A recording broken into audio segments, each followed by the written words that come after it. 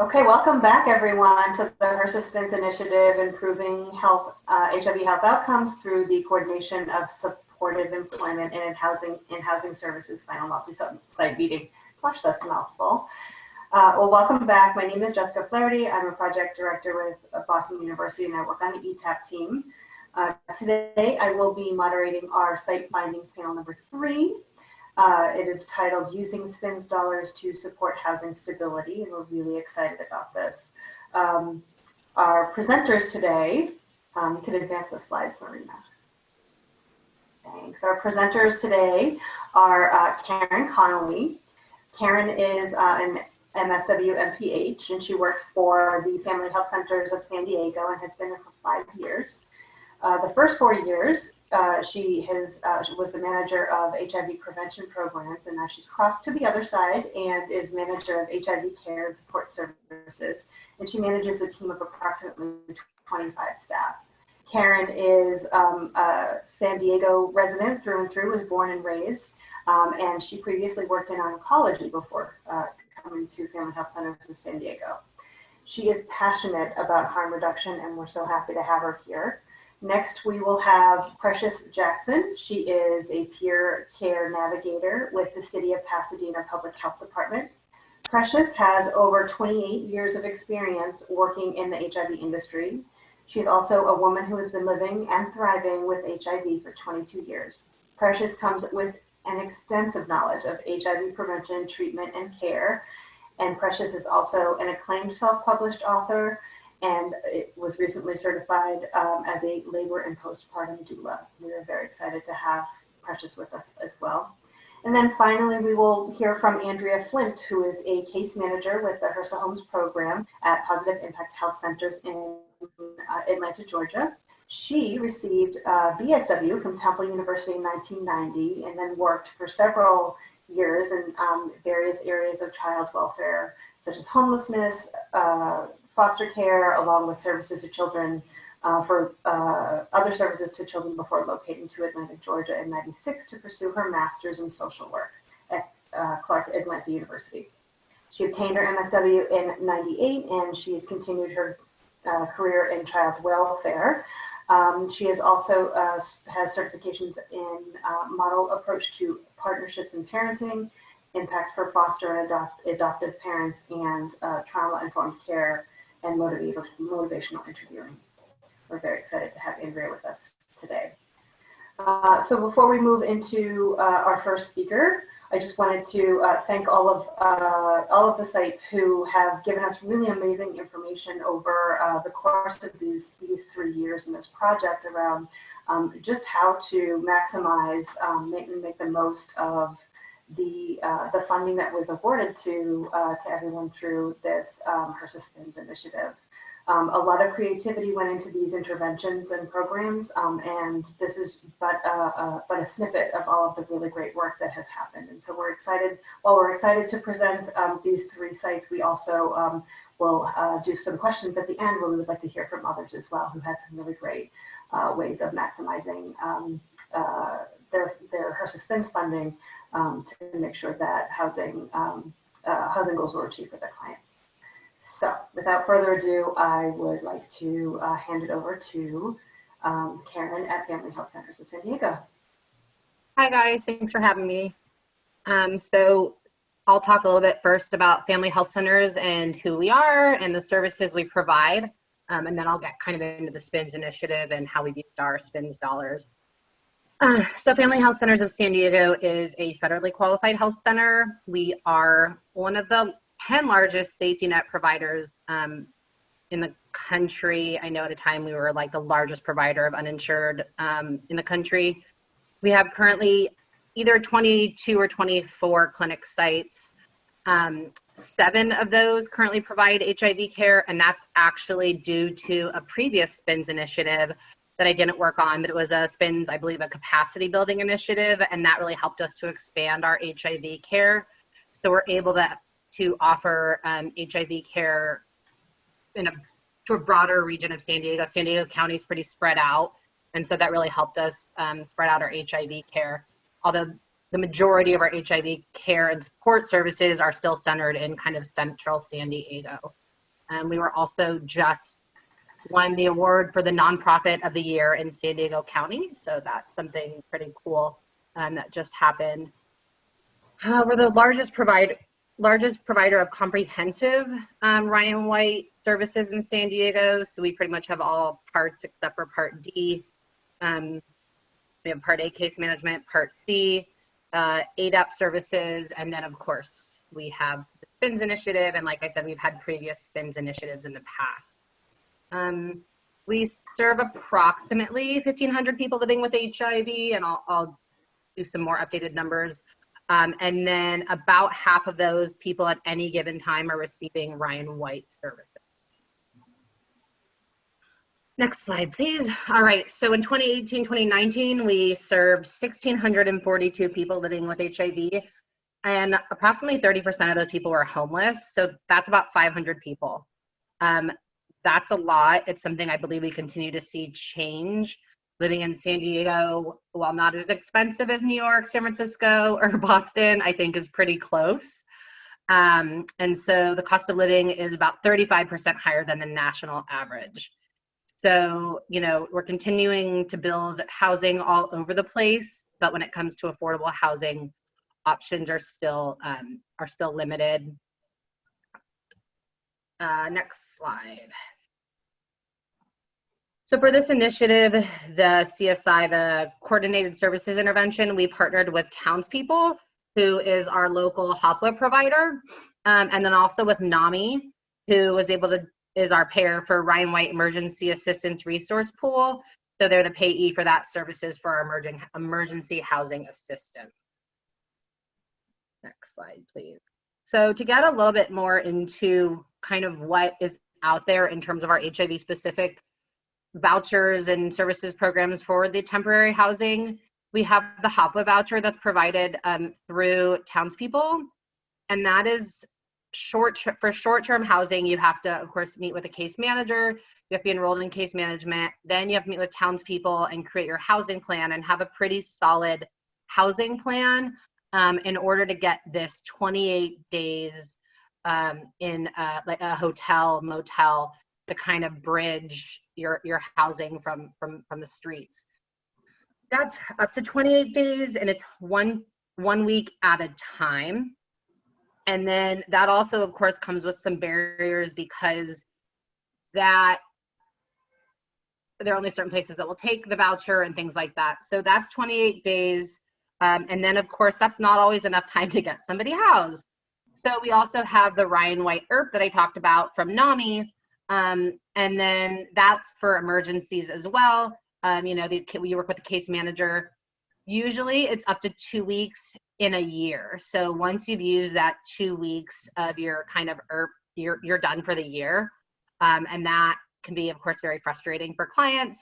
And then although with COVID, they have been able to make some exceptions to keep people in the hotel longer. And that one is also really tough to use. We have very limited hotels that work with us because, well, originally I think it was a little under $100 we could pay per night for the hotel. That's recently gone up, I believe, to $150 a night. But the other big issue is that it's a check. So whatever hotel, motel we work with has to be able to take a third-party check. And I would say that's probably our biggest barrier. So like I said, there are very, very, very few hotels that we work with. There's one that's like, I think, one exit from the border with Mexico. We have one that is kind of the primary one that we use, but pretty much all of our Ryan White services providers in our area use that same hotel. We're fortunate we've made really good relationships with the manager of the hotel. So that's been really, really helpful that, you know, we know him on a first name basis and he works with us. But if that hotel is full, our options again are limited in terms of central. Everything else is either the one by the border, there's one really far east, which again is just further out and not as close to other resources. So that can be difficult. Next slide, please. So this is kind of the ideal kind of progression of what housing looks like. And it's also really to show the importance of what the SPNS dollars do for keeping people in that bridge housing. until we can get some more stable housing. So somebody who's literally, they can be homeless on the streets, they can be couch surfing, whatever definition of homelessness they're at. They come into us, they're ready to get housed. They want to get off the streets. We enroll them in case management, and then we go first through, which I talked about, the HOPWA voucher, and then through the emergency housing assistance.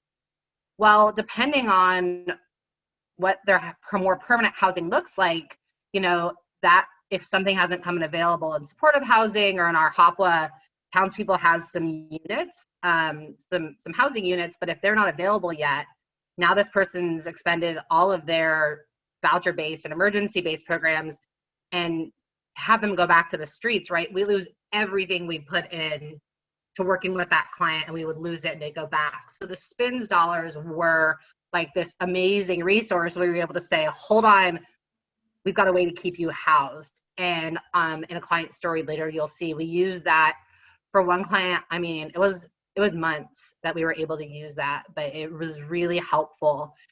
So to us, it's a huge loss. I'll talk a little bit about sustainability at the end, but I think it just can't underestimate the importance of having that little extra pot of money in some way or somehow to keep somebody housed, because it really, again, you put so much time and effort and they work so hard, and then to get them back into the streets, you lose so much of what you've done. So next slide, please. All right, so I'll talk a little bit more about what we used our SPNS dollars for. Next one, please. So the top reasons for the use of our SPNS funding, like I said, were the increased hotel stay. That was by far the number one.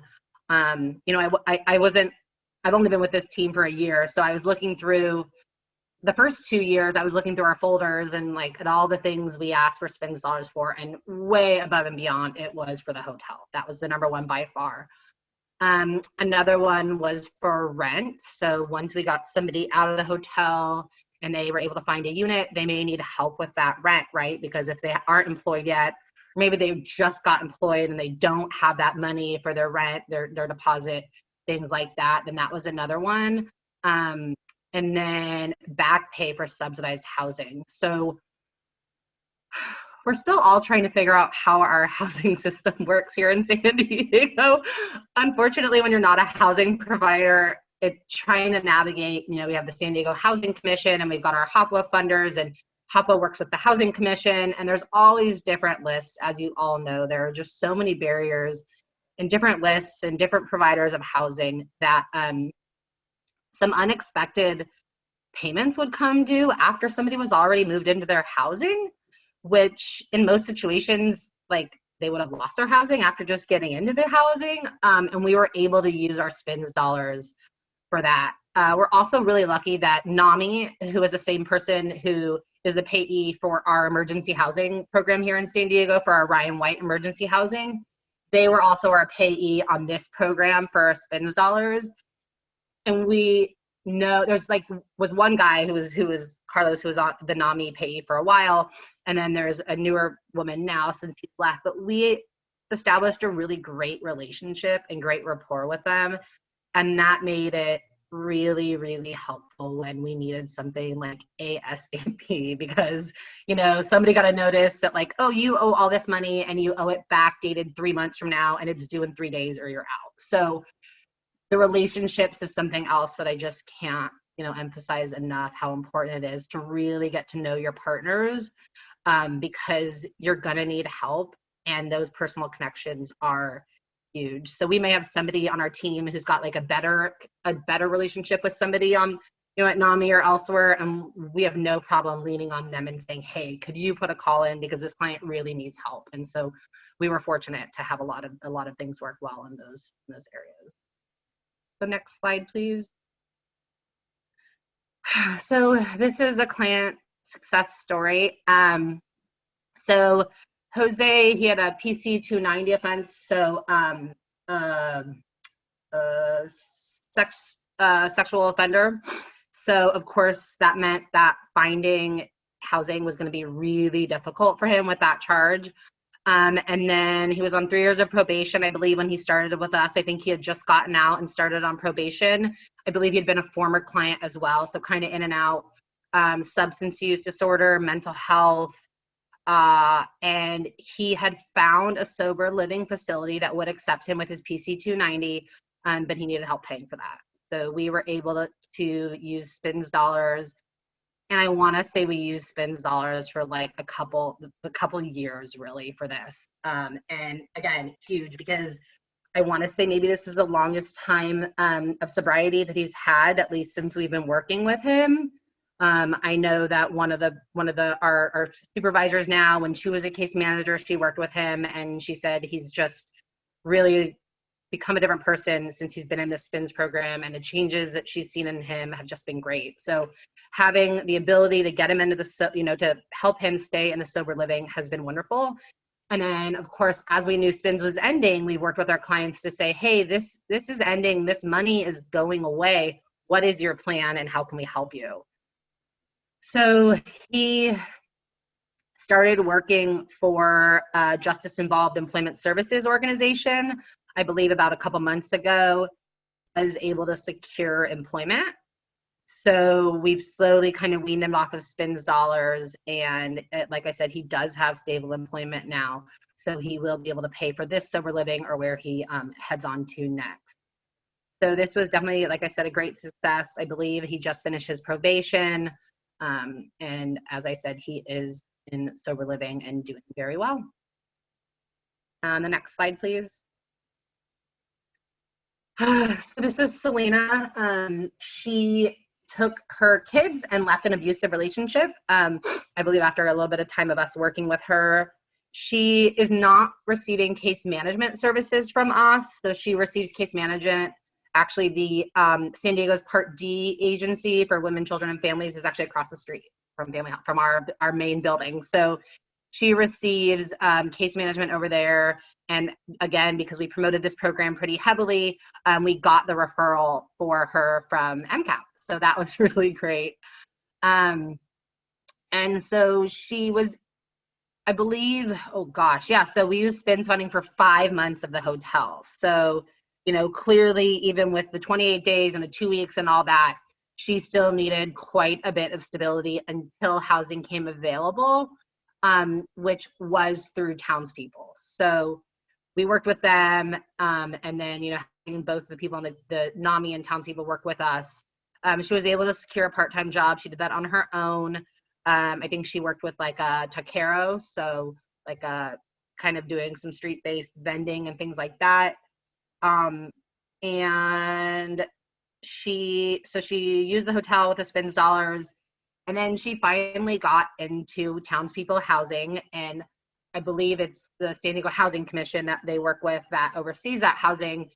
And all of a sudden she found out that they readjusted her income and found out that her monthly rent was actually a little bit higher, and she owed it backdated to like the however many months she'd already been there. And it was a couple $1,000s. And so we were able to use SPNS dollars for that. And again, had we not been able to utilize SPNS funding to help her pay her back rent, she would have been out on the streets. And all of this work we put into getting her stably housed, and getting out of an abusive relationship, having her kids with her, would have just been lost. So that is, I believe, it for my client stories. Again, just it can't be understated how wonderful this funding is. I will say going forward, we are, of course, a bit at a loss. So I think anywhere you can push on how to keep this funding is great. And, we do get some opportunities to apply for some small private funding every now and then. And I think that this is something that they would probably like to hear and would be open to funding. So that's my hope, is that maybe we'll be able to have a small little pool of money going forward to keep this up. That's it. So thank you, Jessica. Thanks, everybody. Thank you so much, Karen. Really appreciate this. And we'll come back to you for questions at the end.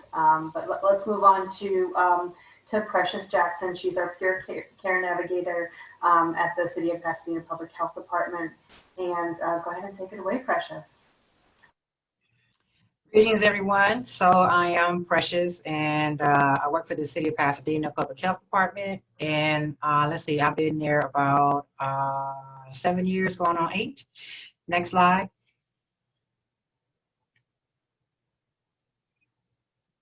So we have a wonderful team. I would say an exceptional team. We have two peer care navigators. I'm one, and then also Felipe. We have one housing navigator, that will be Guadalupe. We have one employment navigator, that would be Diane. And then we have our evaluation team. Next slide.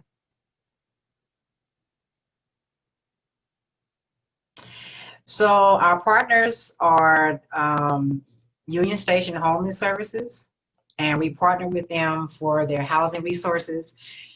In SPA 3, which is Service Planning Area 3, which covers San Gabriel Valley area, they are the lead agency to receive monies for the CES, which is Coordinated Entry System. And so as for employment, we partnered with the Foothill Workforce Development Department, and that's a department within the city of Pasadena. And we partnered with them for the employment resources and training. Next slide. Oh, next slide. So we did a lot of marketing and promoting of our SPNS. Uh-oh, what happened? Can you go back?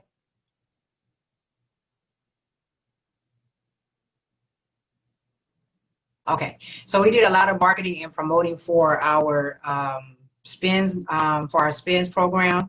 We identified social workers within the hospitals in the San Gabriel Valley area. And we also placed flyers in all of the Pasadena public libraries. Also provide services for the homeless individuals at the Pasadena Public Library. So by me working there, that gave us an end to place flyers there. We also placed flyers within our partner agencies. So we took some to the Foothill Workforce Development. We also took some to Union Station. We also took some to some other agencies that work with the same clients that we do. We also placed flyers in the Pasadena Wesley Health Center, which for the not just also the lobby, but also mainly with the MCC team, because they are the ones that work with the clients. They provide the medical case management. They have the social worker, and so they were really instrumental in referring clients to us as well. And we also promoted the program in the San Gabriel Valley senior centers and community centers as well. Next slide.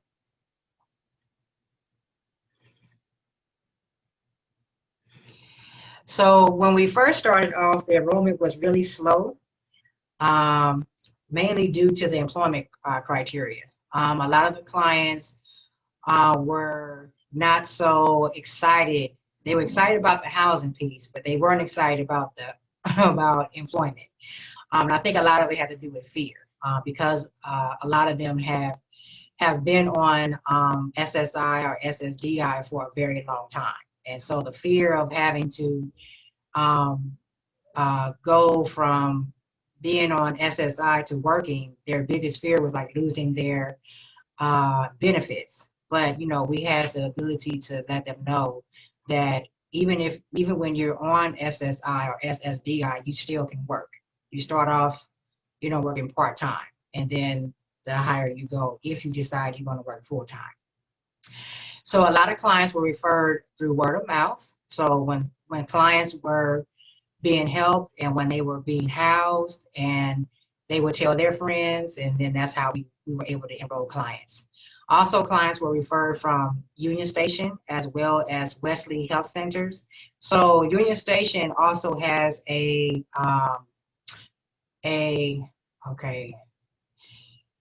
shelter as well. So that's where Guadalupe worked at. She worked out of the shelter. So a lot of the clients came from the shelter. And we also received clients from the medical coordination team, and other referrals from partnering agencies like emergency rooms. We received clients from Huntington Hospital emergency room, sometimes the San Gabriel Valley Hospital, And there was other hospitals that referred clients. Next slide, please.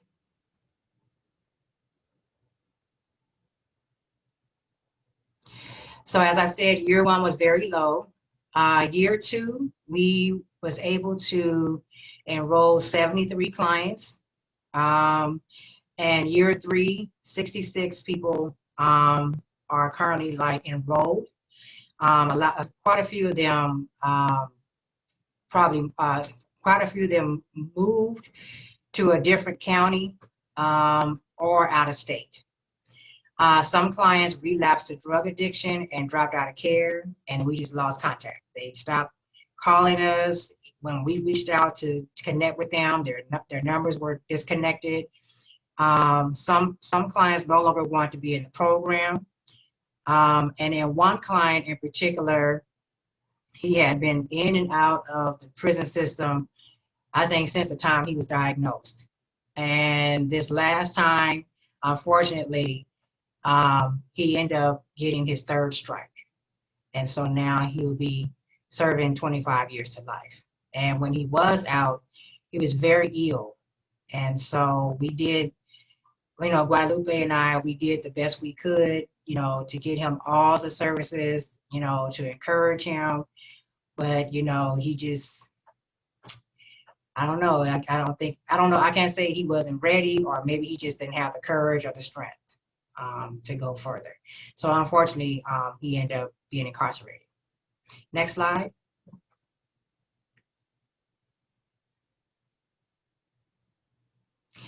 So the coordinated entry system, we leveraged that for our housing.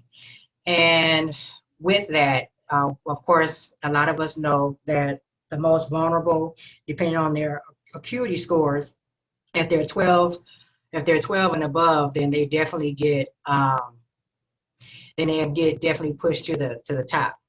And so a lot of our clients had scores of like 14, sometimes 17. And so that really helped us to get most of our clients housed. Next slide.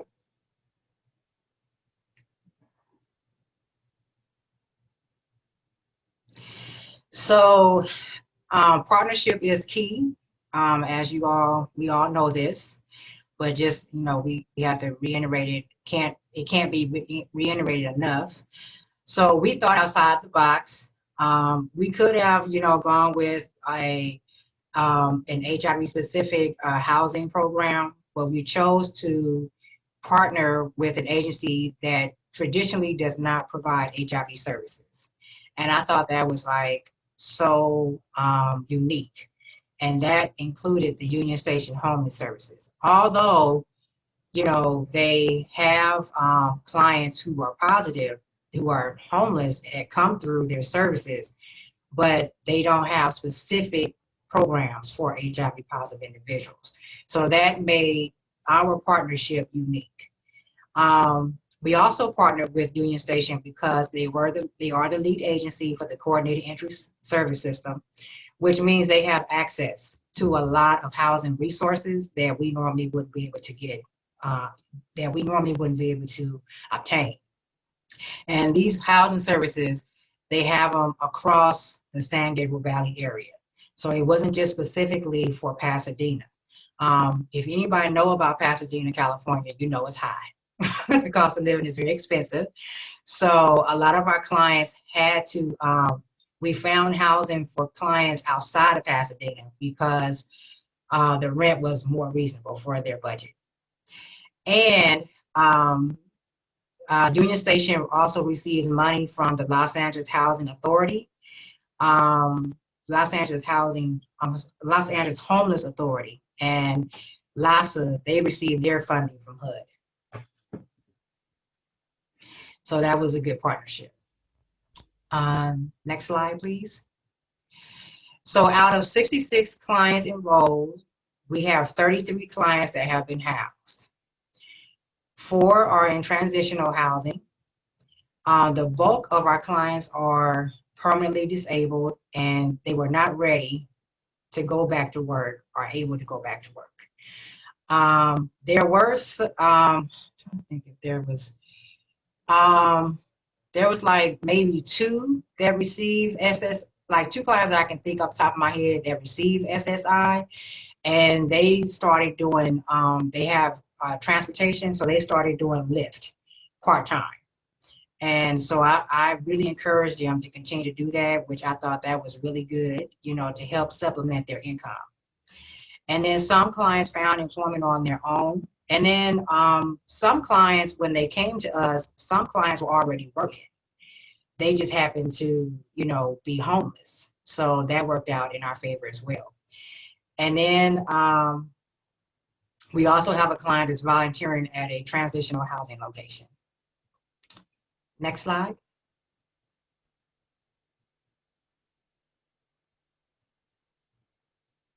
So before I go into the client video, I want to introduce my other peer care navigator, Felipe.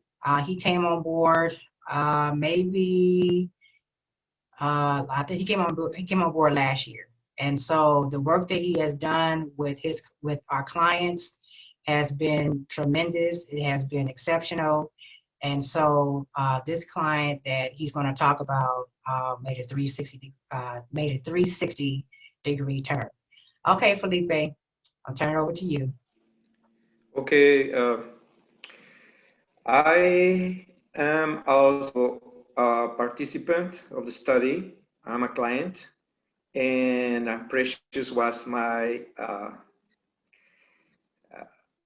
peer navigator. She did a great job. I want to thank the whole program. I want to thank HERSA. I want to thank Erica Davis especially, and the city of Pasadena for giving me the opportunity to get a job again. I used to be an assistant vice president at Bank of America for many, many years. I lost my job, and I was always told that I was overqualified. I ran out my savings, and I was facing homelessness and depression. And meeting Erica, meeting Precious, it was a life-saving situation for me. And then getting the opportunity to work in this program is even a higher blessing for me. I met Anthony before. When I met him, he was very dirty. His teeth were really bad. He had been living on the street for a year. His wife died. He lost his house, and he was really in really bad shape. So I took him to the doctor's clinic, I helped him do all the enrollment. I helped him apply again for Medicare, Medical, and also to the dentist. Now he's in great shape. He has his own place. He's working part-time as an independent plumber, and he is also taking his medication. His viral load is undetectable. And I made the video of this client on his place. And thank you.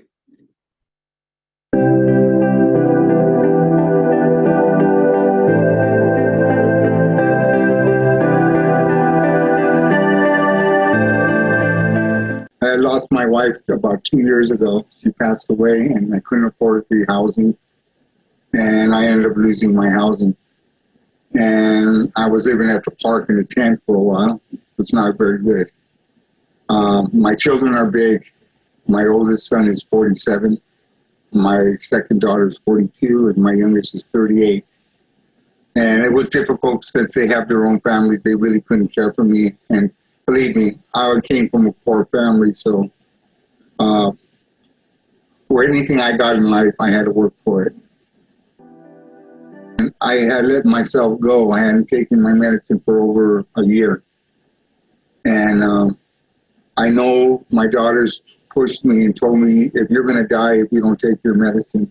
And so I went into Pasadena clinic, at the Wesley Clinic, and I met Felipe, and he helped me get started to find out what I can do to maintain my life so I could enjoy my children.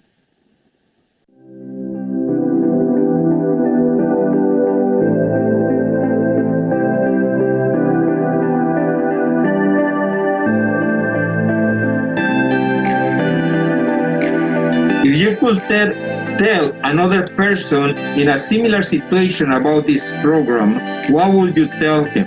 Or what would you say? I would tell them that homeless is not fun. And if you have children and you want to do things with your children and with your friends, you need to be able to sleep well at night and feel comfort of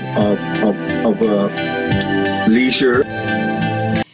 So I want to thank our partnership with Union Station Homeless Services, Foothill Workforce Development, the MCC team, and of course the HRSA and ETAP. And so thank you all. Thank you so much, Precious. And Felipe, thank you so much as well for conducting that interview and also for sharing your story during your introduction. So great to see you as well. Thank you, Felipe. So moving on to Positive Impact Health Centers, we're going to hear now from Andrea Flint, who is a case manager with the HRSA Homes program. Take it away, Andrea. Hello, everyone. How's everyone doing this afternoon? Okay, so I'm Andrea Flint, and I'm the case manager. I'm one of the case managers for the HRSA Homes project at here at Positive Impact. So we can go on to the next slide. Sorry about my dog in the background. Okay, so I'm here to talk about how we utilize SPNS money in for homelessness, to help people with housing. And previously, as in yesterday, we introduced another client, and today I'm going to talk about the one we introduced, and that was Kim Ellington, along with Scotty. I use pseudonyms, Scotty and Tyson. So this is going to be a tale of two studies. So who is Scotty and who is Tyson? Let's revisit them and learn more what's happened and how we utilize SPNS dollars. Next slide, I'm sorry. So Scotty is a 63-year-old white male who has been positive since 1985. So he's a long-term survivor here at Positive Impact, and he's on my caseload. So he was one of the initial referrals I have received once we got our SPNS project launched. So upon receiving his referral, he was undetectable, and he had been receiving services at Positive Impact for maybe like 2 or 3 years prior to coming into the project. He has a long history of substance use, and also he was, at the time of the referral, he was at risk for homelessness. So yesterday we talked about him, and Eric had mentioned how he was living in his drug dealer's house. So he had made an actual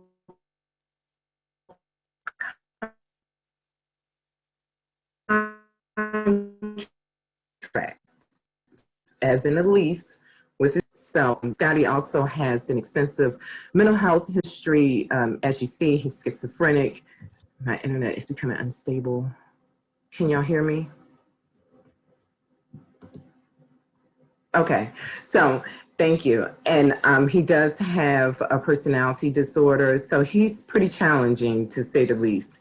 And like I stated, at the time he was living with his landlord. So this was really a physically challenging situation. Next slide, please. So another person that we had utilized SPNS dollars was Tyson, and we saw his video yesterday. So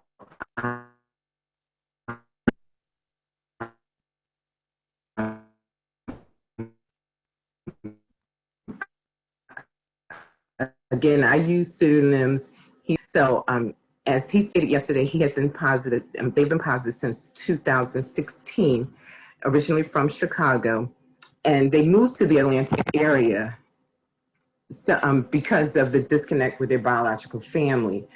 Tyson had a poor history of medication adherence along with missed appointments, and they also had a history of underemployment along with couch surfing. And just to add on an additional caveat, in order for them to survive and manage, they utilize survival sex. And for those that are not familiar with survival sex, that's actions that persons may take in which they'll make a decision to, trade sex for housing, food, for whatever is needed at that moment. Next slide, please.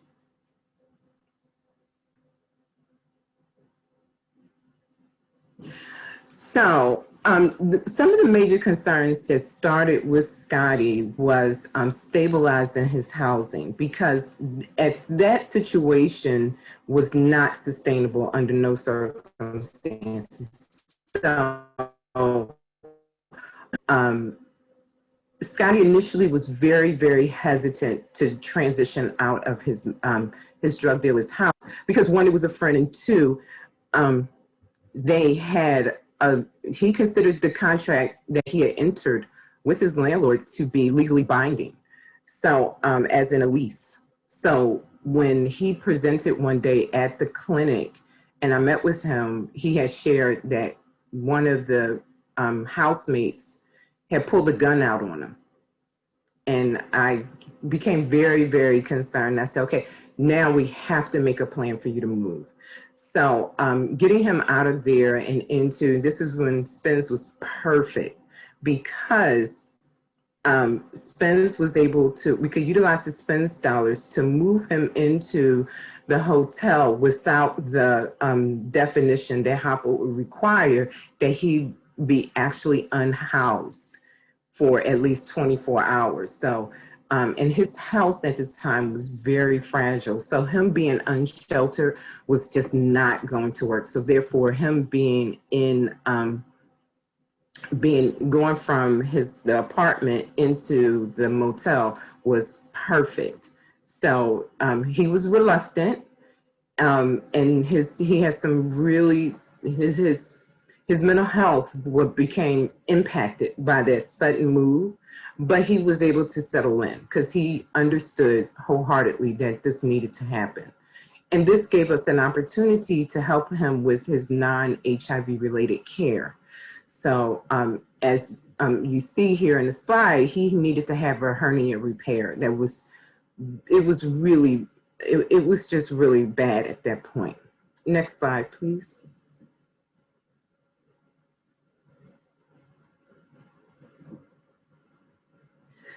So with Tyson, his concern was a physical safety matter that he was dealing with at the time, because he was still engaging, at the time we met, he was still engaging in the survival sex.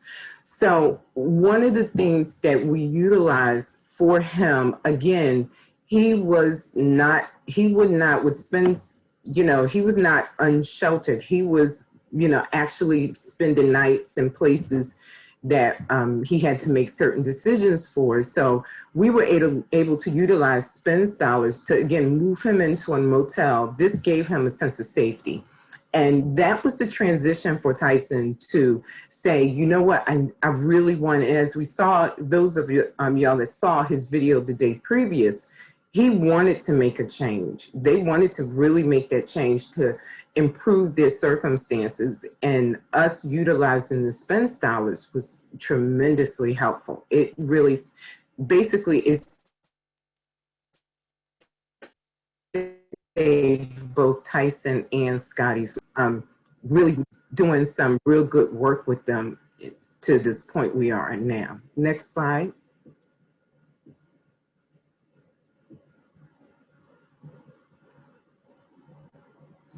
So towards, now that we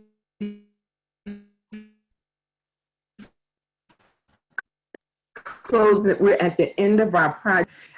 Scotty has been able to, and going back to him now, he had a really, besides being besides being a long-term survivor, and he has some other physical health challenges, during the time of the project, we utilized more of a hodgepodge of a case management style to get him to permanent housing. So he had gone from spends dollars in the hotel.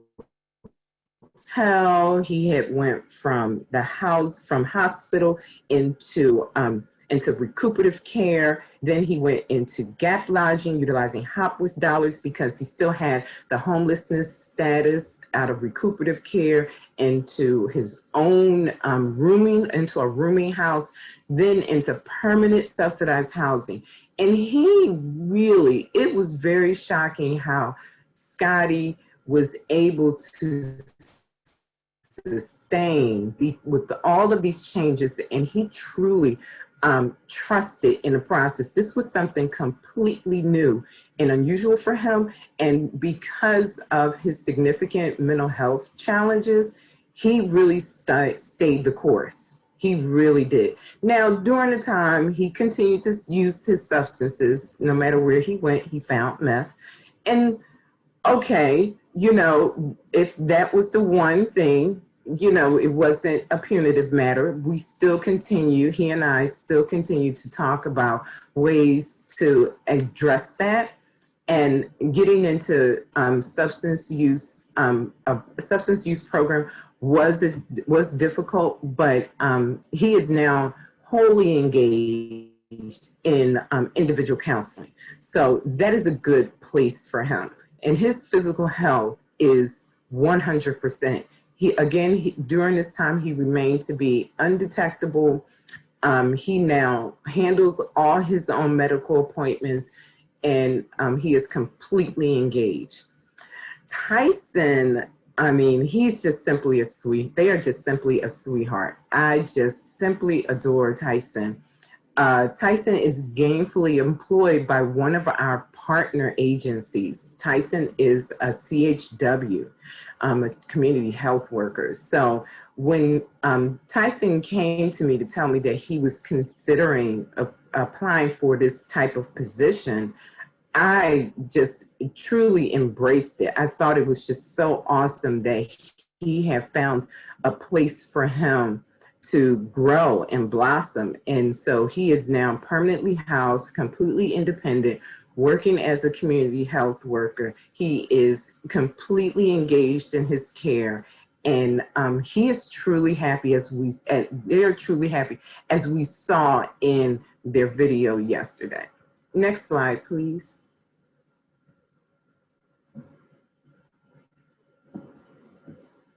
So during this time, me and another case manager, both Veronica and now Charlotte is new aboard, along with the support of Alfonso. This is the type of model that we utilized on a daily basis to when motivating clients towards housing and employment, reigniting their dreams, broadening clients' minds. And these were practices that really helped in engaging both Scotty, Tyson, and a whole host of our other clients that we've worked with, because we truly celebrated all the accomplishments that they made. When it came to addressing barriers, it's so wonderful to be at PIHC because we are truly that holistic wraparound. So you can, a client like Scotty, who initially came in through our impact program that connected on to the clinic, and then coming through HRSA and engage with our HOPWA department. He literally just went around the agency, and this is how we truly look at addressing the barriers that clients are, faced with, and then preparing them, preparing clients for challenges and working as that holistic team. That really helps, along with the non-punitive goal setting.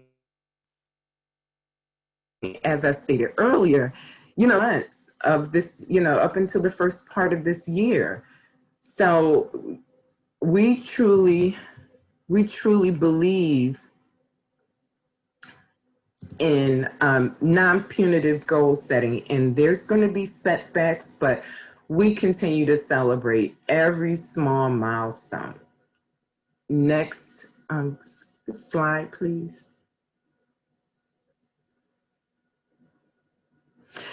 So our preliminary results in the transitional housing is that we, out of our 100, a little over 100 participants, 1 out of 4 of our participants received transitional housing assistance.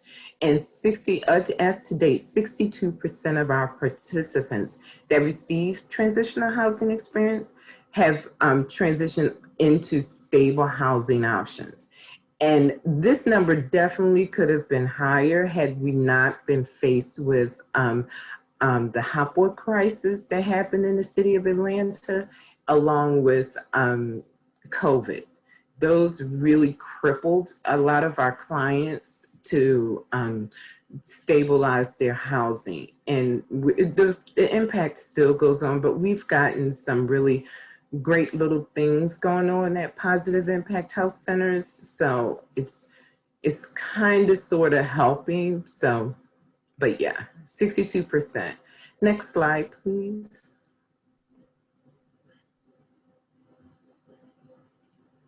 So the average length of stay in our transitional housing in the motel stay program was about 16 weeks. That was the average time that a participant would stay. So,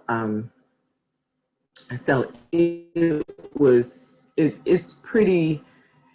We would have hoped that it would have been a little bit less, but again, with the city of Atlanta, what we have realized and noticed, and both Eric and I were familiar with coming into this project, is that the rents have gone up, but incomes have not matched that rental payment. So, the time that I've been here, I mean, our rents have gone from about $400 a month, or $400 to $500 to well over $15. So it's a big challenge that continues today. So those spends dollars really helped in diversifying housing options for our clients. Next slide, please. So our employment results are as follows. So we've had 36 participants that were able to obtain full-time employment. 7 that got part-time, 11 that received employment under the table. And I would have liked to have seen that a little bit higher for those that work under the table, because we're in a gig economy. And I truly believe in that. It can create a way for a person to celebrate the skills along with getting paid a good salary. So, but again, it's, with COVID hitting, it just kind of just really pulled the rug from under us. But we have a great partner who continues to this day to email me and to say, hey, listen, I got some positions available. So it's really opened up the door for the other case managers and their caseloads to have an option for employment. So now, prior to our HRSA program, where employment was kind of on the back burner, now with all the other medical case managers, employment is on the forefront. So this has been a really positive experience having this HRSA project here at Positive Impact Health Centers. Next slide, please. So some of the lessons that we learned for our transitional housing assistance. So we learned, and I love this term, housing is health. Learning that at the Ryan White, housing is health. I love that. I believe Jamie coined that term, because that's what it truly is. And that is demonstrated by Scotty, who we talked about earlier, is that he was in poor health, regardless of the fact that he was undetectable, but that housing and those options and things to look forward to provided participants like him to devote time and energy into improving their health. And it also provides stability and safety. And those was definitely demonstrated with both Scotty and Tyson. The challenges that we face is having sufficient funding to provide the assistance to people that could benefit. That was one of our challenges, along with the availability of the hotel. So sometimes during the year, because the hotel at the time is a moneymaker, so the amount of rooms they devoted to our project was little. So therefore, for someone like Tyson that couldn't move immediately would have to wait like a couple of days for availability. So that was the biggest challenge. Finding more extended stay options that were willing to work with the program is what we would like to have in the future, if we could get additional, some non-restricted funding to continue this program, and to have them not in areas that are more accessible and not have a lot of riffraff going on. So that would be most ideal, along with collaboration between departments of care teams and providing more wraparound services for people in transitional housing. That would be great. Next slide, please.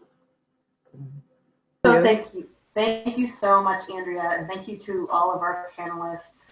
I do want to take a few questions, but just to sort of set the stage a little bit, just as you have all clearly heard, what we found throughout this initiative and across virtually every site is that clients encounter significant structural and other barriers across the housing continuum. And these are barriers for which flexible funding options are needed in order to overcome them. So, and we heard a couple of different examples of how these housing emergencies, and I think Karen also said or we could just call them situations when you need money ASAP.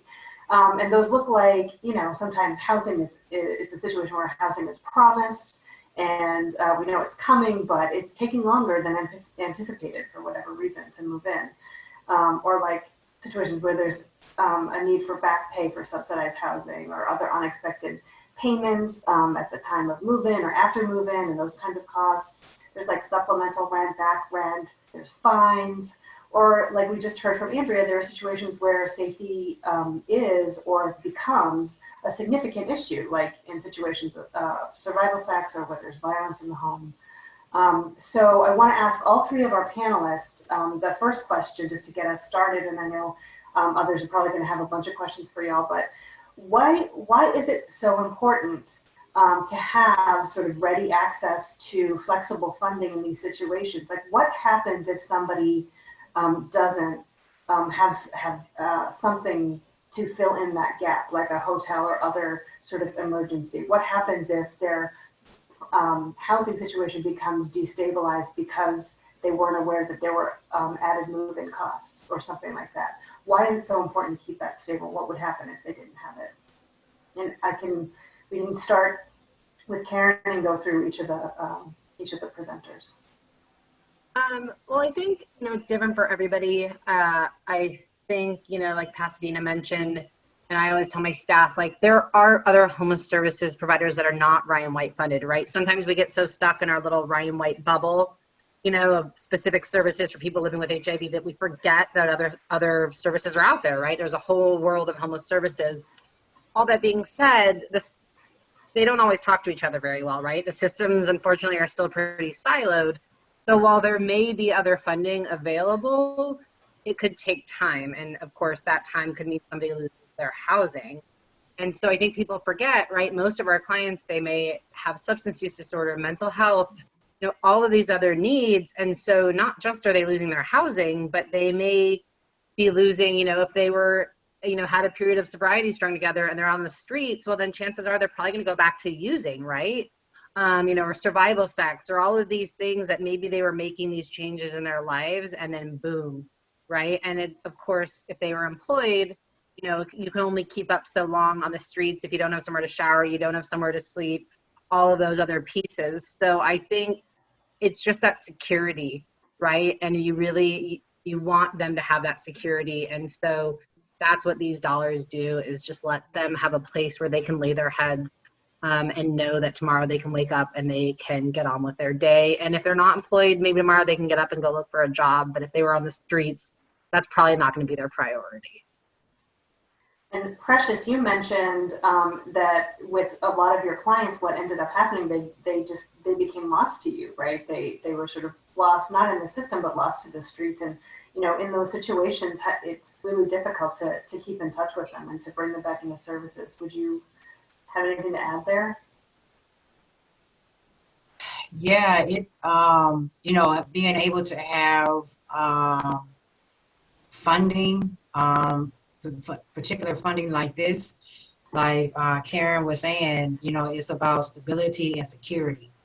That's the bottom line, because then they would have to, they would be worried and stressed out, and being the fact that they are living with HIV, stress is the worst thing and stress is bad for everybody, but when someone's living with HIV, it's even like 100 times worse. So it's very important to have dollars like these and like this in place so that we can provide transitional housing as we find their permanent housing.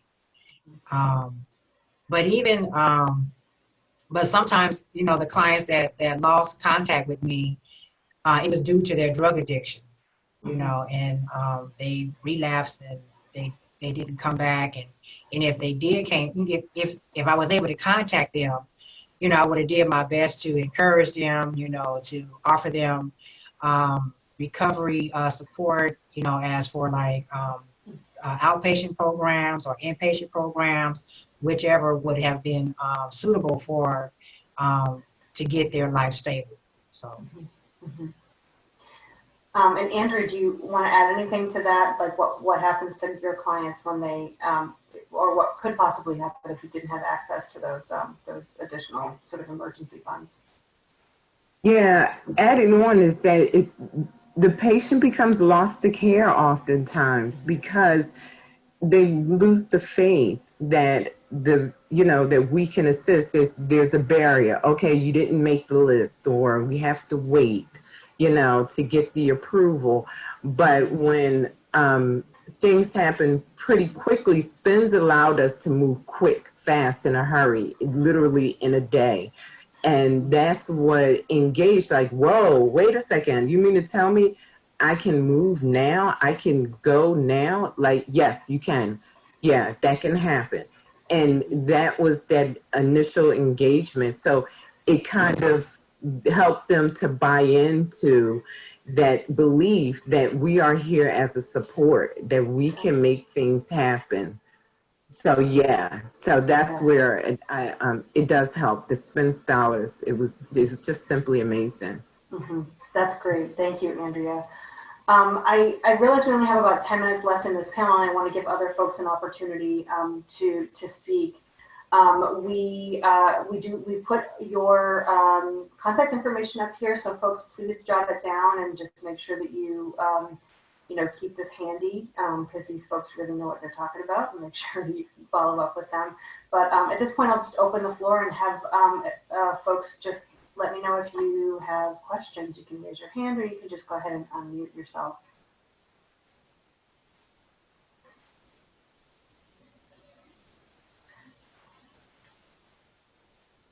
I'll pipe in. Great job. We created a program workforce model based on our Getting to Zero efforts in San Francisco.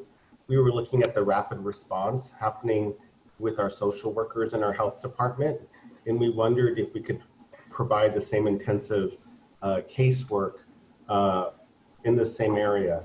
And so looking at your local rapid response calendars and getting people to zero in linkage in healthcare, we found the same protocols worked in employment, in housing, and then we kind of mirrored people, and we started working with the social worker in that rapid response team. We actually found out we were finding people out of care for 1.5 years, and it's been a great partnership. And it really reaffirmed our position with the healthcare system for catching people out of care. Great.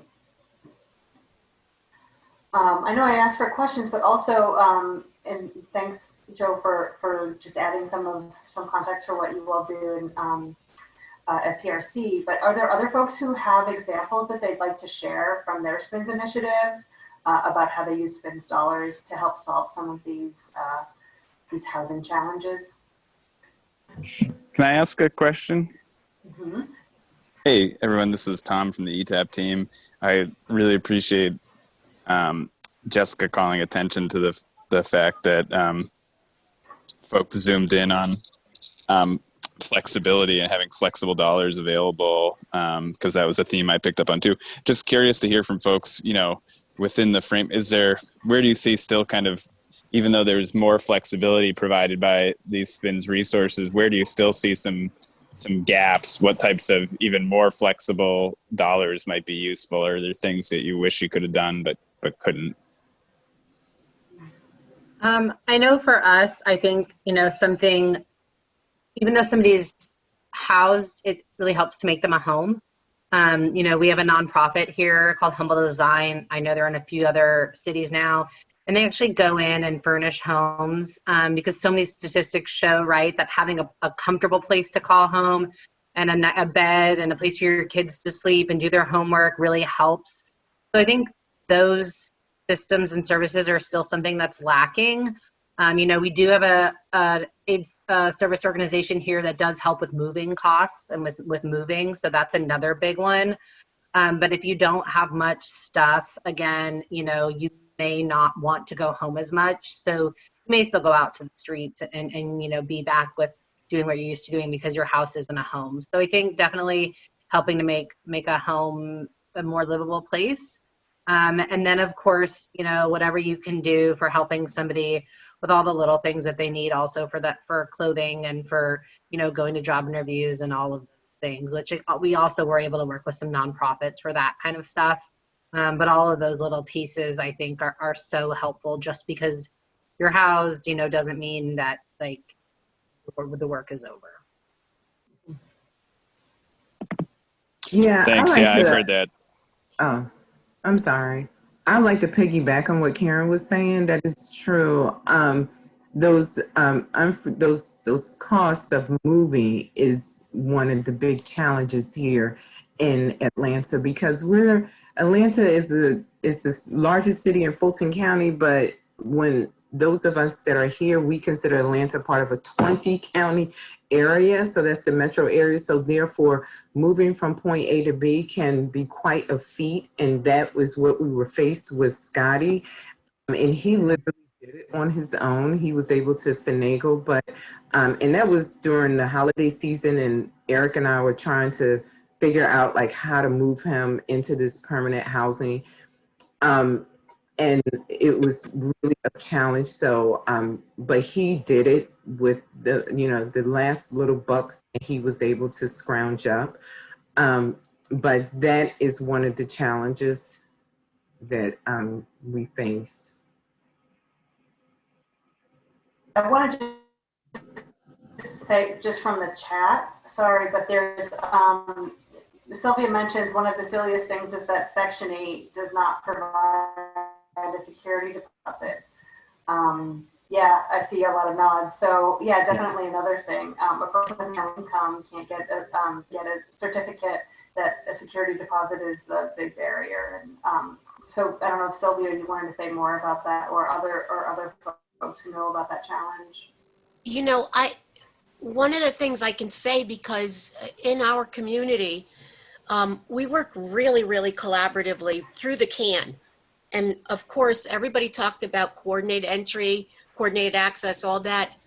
That can never be underemphasized, that you must reach out to your homeless services group.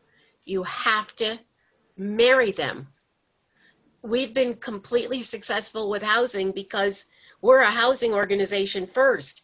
So that's our group, HIV organization, very, very much first, but housing after that. So that's crucial. But through our collaboration with housing and working really deeply with that, we continue to tell our community, because our United Way is what we set our CAN in, our coordinated access system.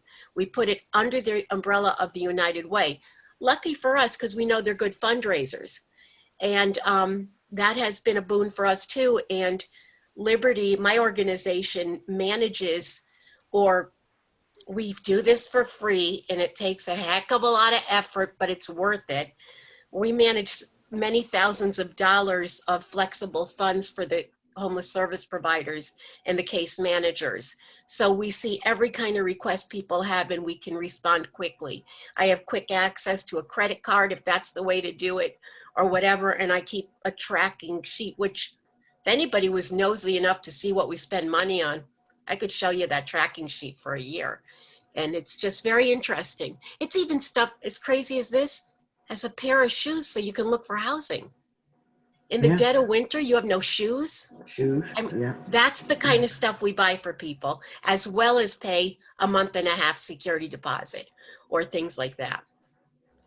But that all comes from, that's catch as catch can, all sorts of places. But having the United Way there is a very good position for that, because, you know, they have that institution of fundraising. That's really great. Just I think along with that, sorry, go ahead. No, I was just going to say one more thing in the chat, just along with that. So shoes, but also like sort of our technological shoes, right?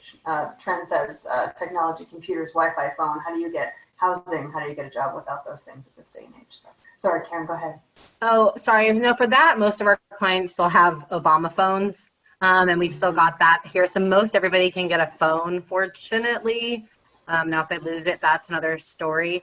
But I think, you know, just in terms of grant writing, like we always try to be as so all-encompassing in any of them. And so if I'm like, oh, well, if they're enrolled in case management, they're eligible for X, Y, and Z. With our COVID funding, I don't know how many of you guys, you know, with CARES Act funding, we were able to write in for gift cards for food. And so now, right, I'm like, oh, hey, they moved into a new place and it's residential. They're at risk for COVID. They should have a gift card and they can get it once a week. So, you know, so much of it, I think, and for frontline staff, just a lot of it is just training them to think that way, you know, like look at the bigger picture, you know, as long as you can justify the use of X, Y, or Z, it's allowable. So let's really go there. So, you know, as many of our external resources, and I think Leticia mentioned here too, it's our, especially by the border for people who are undocumented, you know, anything you can do to assist with that.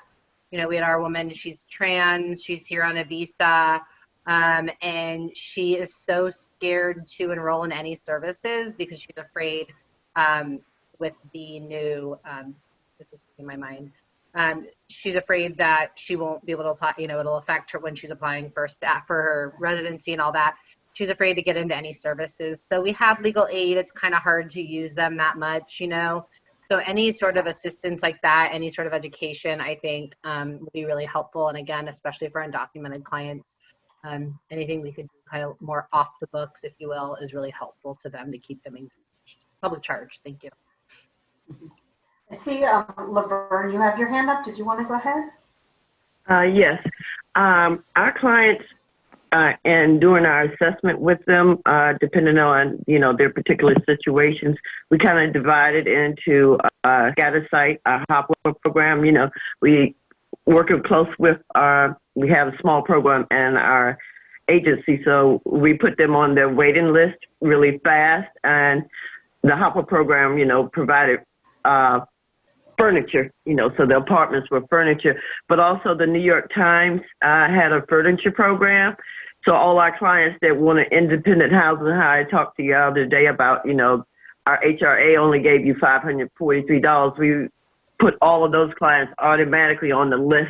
You know, if the waiting list is maybe 6 months or so, so by the time that we found housing, they were eligible to, you know, they were up on the list and they could access the funds to get furniture. But definitely, you know, providing those move-in costs is something to make it a home, because just going into a blank apartment, getting up, going to work the next day and coming back, it's kind of like a jail cell. Only nobody tells you when to come and go. Thank you, Laverne. Hey, I want to make a quick comment. Go ahead. And this is kind of response to Karen. I heard Karen mention having trouble finding hotels that would take third-party checks. Just kind of stressing the fact that there's different ways around that, and I want to offer a resource. So I know that Kansas City, what they do is they buy Visa gift cards to cover the amount of the hotel, and unfortunately, they have to have somebody go to the hotel all the time and pay with the card. But that is another option if folks aren't accepting third-party checks. If they'll accept things like a prepaid Visa gift card or something like that. And then our resource is in Atlanta, and they're all across America, and I can give you guys some contact info. We use a place called In-Town Suites. So In-Town Suites actually sets up like a direct bill program for us. So basically, I email the main guy and I say, hey, I've got a 28-year-old female, needs a room. He says, we have one. I say, okay, I give her the name, sends her over, and then each week they just send us, a direct bill and invoice, and then we've got it set up through ACH. We do a large amount with our HOPA program. We might do, we might have 100 plus people in hotels in between HOPA and our program in any given week. But In-Town Suites, if you guys want the contact info for corporate, if they're in your state, it might be worth looking into to set up a partnership with that. It just made it super easy to get that done. I know how it is, like a lot of these little hotels, they won't accept anything but, cash or credit card on the spot or whatever. But if anyone wants that info, just let me know and I can send it out. Yeah. Yeah, I think that's the other little piece that's hard is that we're not the payee, right? So we have to work with NAMI, who is the payee. So we've been working with them. We brought it to our planning group. So like the county is aware. And so that is, I know that's something they're working on.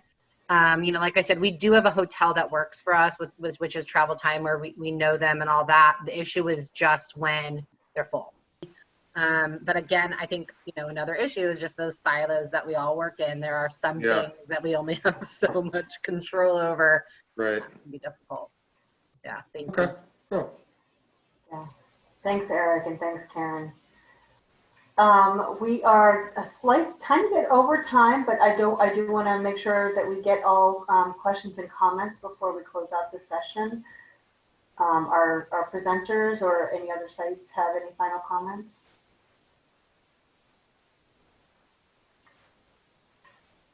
Okay. Thank you, Andrea. Thank you, Precious and Felipe. Thank you, Karen. Thank you, Jessica.